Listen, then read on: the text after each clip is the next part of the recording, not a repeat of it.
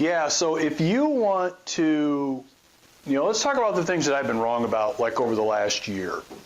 And some of them have been pretty big. And I'm actually surprised, not surprised that I was wrong about something. I mean, don't get me wrong. I mean, I'm not like that, but I'm surprised that some of these things didn't come to pass because I thought they would.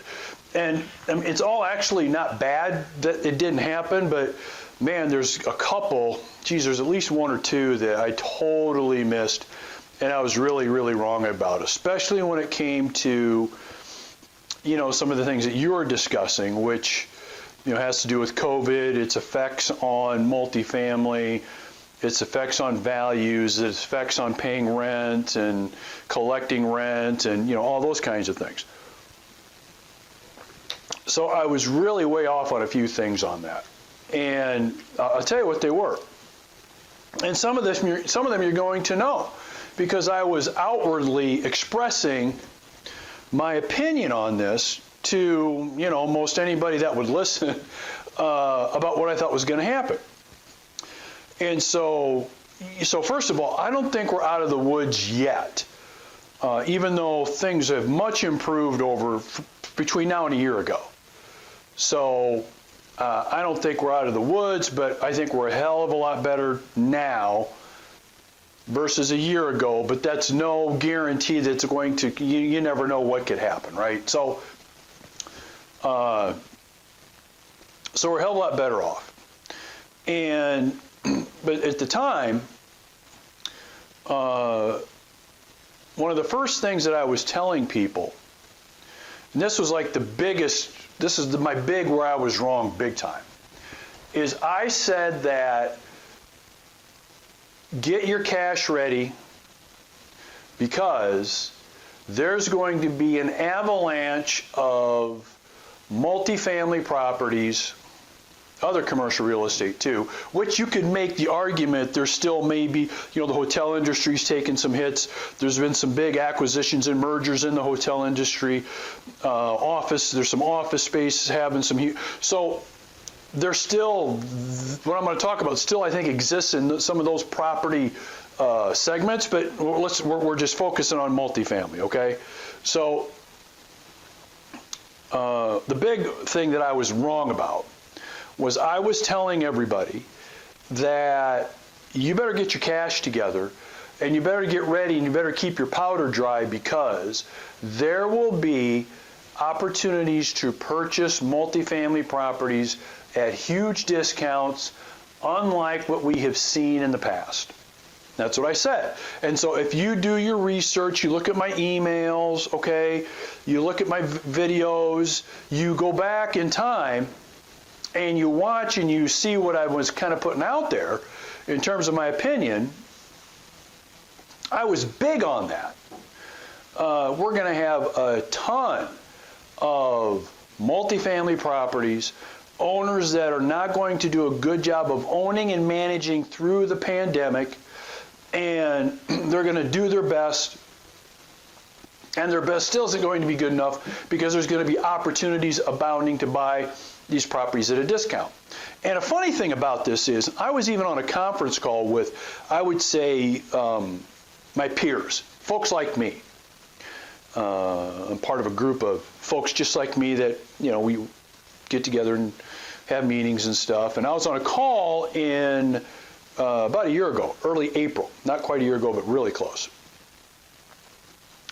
And these folks are talking about forbearance and not making payments and fighting with their lender about getting some money from their reserve accounts. And they're talking about these things that could possibly happen.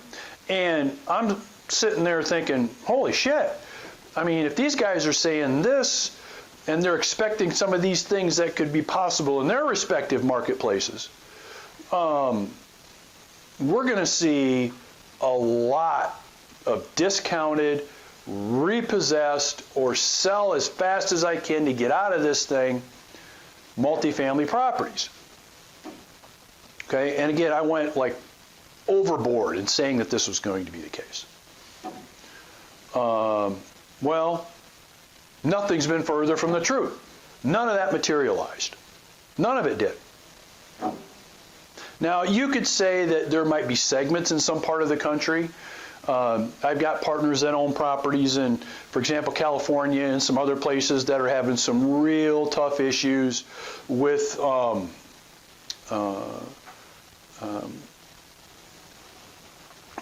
government red tape. I'll just put it that way.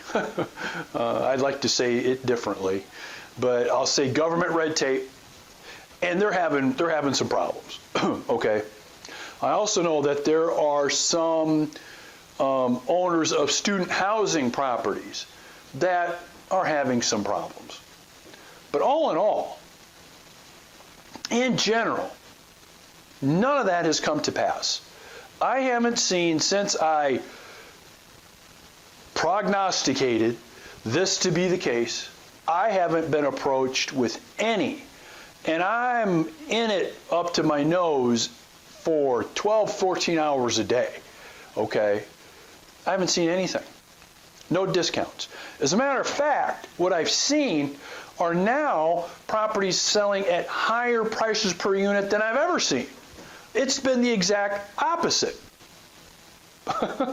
Isn't that, I mean, I thought you'd be buying properties for $30,000 a unit. They're selling for $130,000 a unit now. I was that far off. I was that far off. You know, I was really wrong about that because, so what I did is I use my experience is where I come up. I just don't, you know, wake up and get the 8-ball that you shake and look at it. You know, I use my experience. And I went through some real challenges in 2008, 2009, 2010 with some of our apartment properties. And learned from that. And my thought was, oh, this is a hell of a lot worse than that. So because this is worse than that, well, I was wrong. And by the way, it's all good news I was wrong. Thank goodness I was wrong. If any of you, I mean, those of you here that own multifamily, anybody listening or watching on video that own multifamily, you're happy that none of this happened, right? Totally happy. I mean, I'm ecstatic. I'm excited that it didn't happen. But, man, I was really, really wrong about that. And again, I was so wrong that now units are selling at prices per unit that in some areas of the country you've not seen before. That's how wrong I was. So that's the first place I was wrong. Second place I was wrong was the residents' ability to pay rent. The residents' willingness and ability to pay rent. So, when the virus first hit in March, I'm locking everything down. And by locking down, I mean money. I'm locking all the money down. Expenses, capital improvements, anything that was earmarked to be done that we're going to do. Stopped. Oh, by the way, we're not doing distributions either. So first quarter distribution, very funny. That's not happening. No way that's not going to happen. Oh, second quarter distribution, that's not happening either. Third quarter distribution, well, you know, you talked me into it, but barely. I mean, that's how locked down I was. And again, I'm still kind of locked down on it, but not as bad as I was before, obviously. And because I'm thinking, okay, I better be factoring in not only 40% vacancy, right? I better be factoring in, of those units that we've got occupied, that doesn't necessarily mean we're going to have people paying rent, right? Right. And here's the weird thing. So I'm saying this to my partners. I'm talking to investors, you know, hey, when you're buying stuff, keep this in mind. When you're looking at your next acquisition, keep this in mind. I'm telling my partners, hey, don't expect distributions for like 6 months at least. Don't expect it, because we're going to hoard our money. We're keeping it here just in case, because we don't know what to expect. Because my expectation was we're not going to be receiving rent. Man, I was wrong about that too. I was wrong about that too. And you want to know the weird thing about it? Our numbers from a rental collection, eviction, problem issues are pretty close to the same post-COVID and during COVID than pre-COVID. So we really didn't see much of a difference between how operations were numbers-wise pre-COVID and how they were during COVID. I'm talking collections, I'm talking evictions, I'm talking, all of those kinds of things that were involved in that. I was way off. Now, of course, yes, we do have people that play the game and don't pay rent. Yes, we do have people, and yes, we did go out of our way and continue to go out of our way to work with people as much as we can.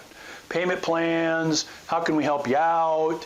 What can we do? What can we figure out here? We go above and beyond on that.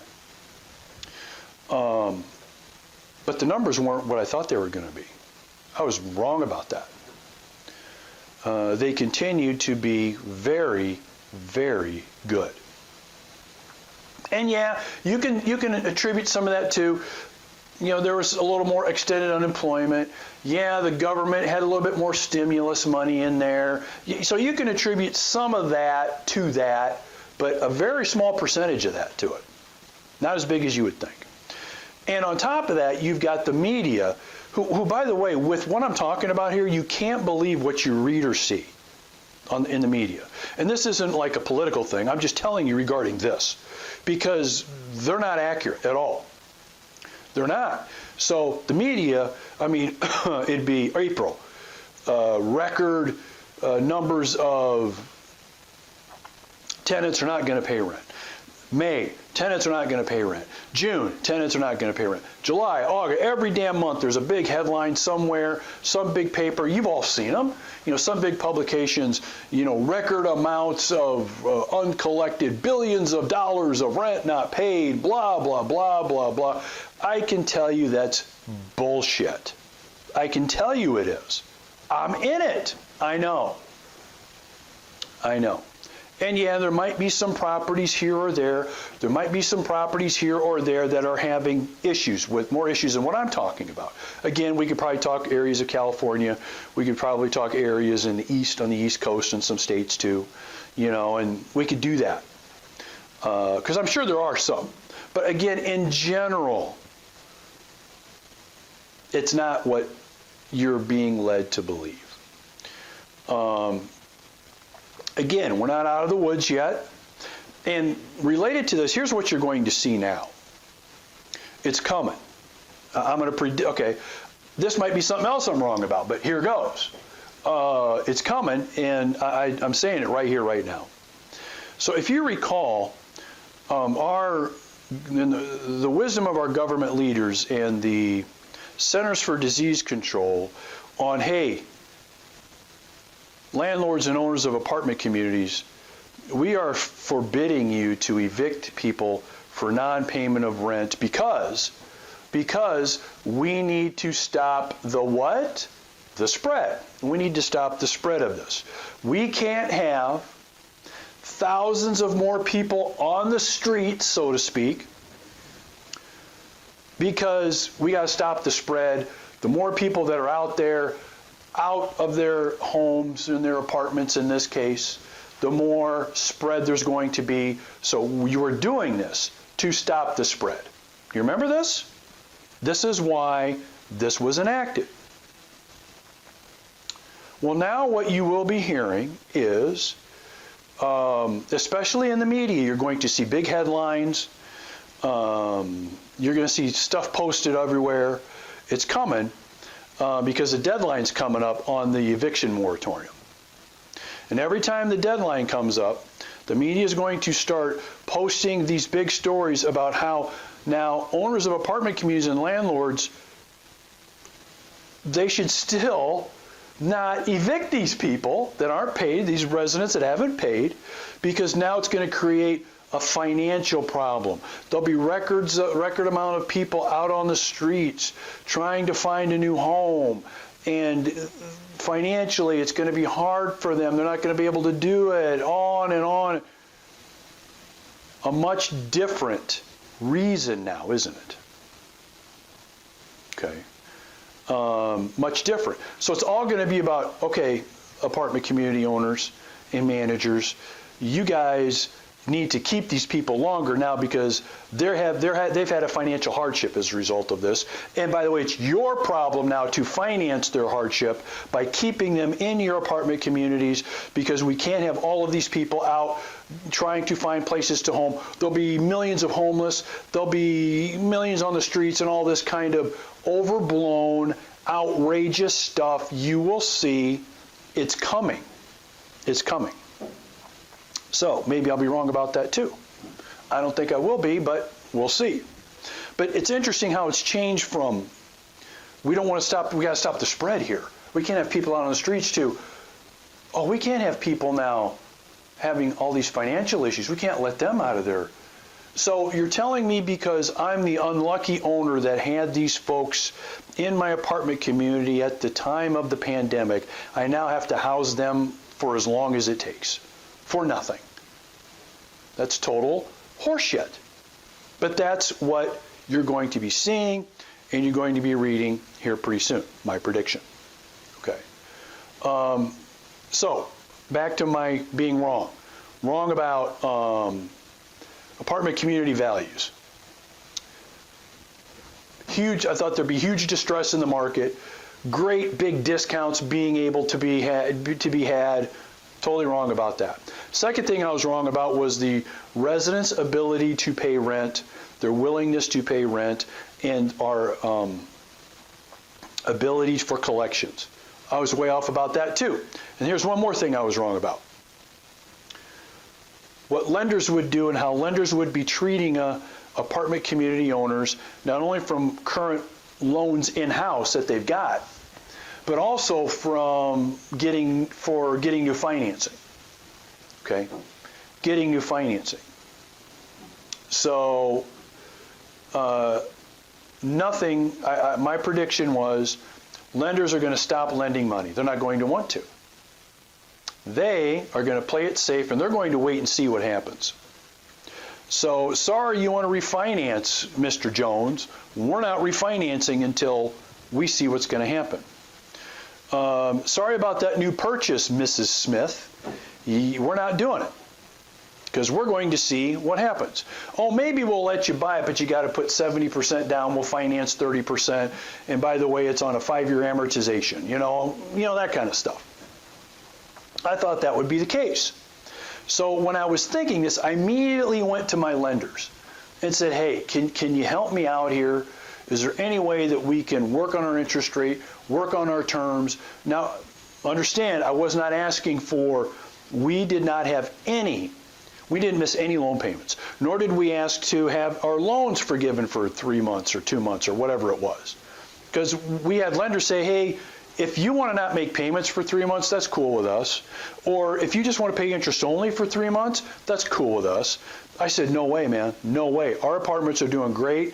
And I wanted my lenders to see how well we were doing and how much in control we were. I don't want them to be thinking I got problems. I don't want them to be thinking we've got issues. By me, yeah, that's great. I really need that help right now. No, I don't want to give that impression. Didn't need to give that impression because we didn't have that problem, as I said. But I thought lenders would just lock up, wouldn't lend money, and wouldn't be flexible. During the pandemic, I negotiated with our lenders, who are great to work with, fantastic terms on our loans, fantastic interest rates, and I couldn't be happier. My partners couldn't be happier as a result of that. And you would think at a time like that, Again, I go back to 2008, 2009. Shit, you couldn't find anybody to loan any money. In 2009, I was a day away from closing on a 48-unit property that we still own. The day before closing. Closing documents have all been signed. The only thing that needs to happen is to show up at the title company, exchange documents, sign a few more papers, transfer the money, and we're done. Okay? My lender, who was Bank of the West at the time, called me that morning of the closing and said, basically, we're not loaning. We've pushed the button, we've pushed pause on everything. We're not making any more commercial loans starting this morning. What do you mean? I've got a loan commitment. You've agreed to loan the money. I've got a closing in 4 hours. Sorry, we're not loaning any money. I'm not kidding. That's how it went. That's how it went. Ended up, by the way, getting financing at another lender here who remains one of my, not only really, really good friends, this lender is, but a great resource for me. So that's where we went, got the financing, we got it taken care of. It took another week to do, but we got it taken care of. But imagine, all the documents are signed. All you got to do is show up, exchange paperwork, and the bank says, oh, no, we're not closing. We're not going to do this deal. So my thinking is this is worse than it was in 2008, 2009. The banks aren't going to loan money. The banks aren't going to want to deal with you, especially multifamily owners. Again, I was way off on that. The banks were fantastic to work with us. Fantastic to work with our clients. With our brokerage clients buying apartment communities so they can own themselves. They're great. And as I'm recording this and talking to you guys and people are listening on audio or video, they're great to work with too now. So, so those are the three main things. When you're talking about things I've been wrong about with COVID and during COVID that I totally misjudged, I'm probably giving you answers you didn't expect. But those were the three main areas where I was way, way, way off the mark. And again, I don't think we're out of the woods yet, so there's signs that we are. There's lots of things going on. I mean, I went out to lunch here not too long ago. I had to wait to be seated for lunch. Okay. Gina and I went out for dinner with a friend of hers last Thursday night. We had to wait 25 minutes to be seated. And by the way, it's not because they have tables closed. It's now seat people all over the place. It's all back to that. We had to wait half hour to get in. There's lots of signs of recovery. I just mentioned those two. Lots of signs that things are kind of going back, right? But we're not out of the woods yet. I haven't totally just forgotten and forgotten all this, because you still have to kind of have a handle on it, which I do, as good as we can. But yeah, those are the main ones where I was really, really, really wrong.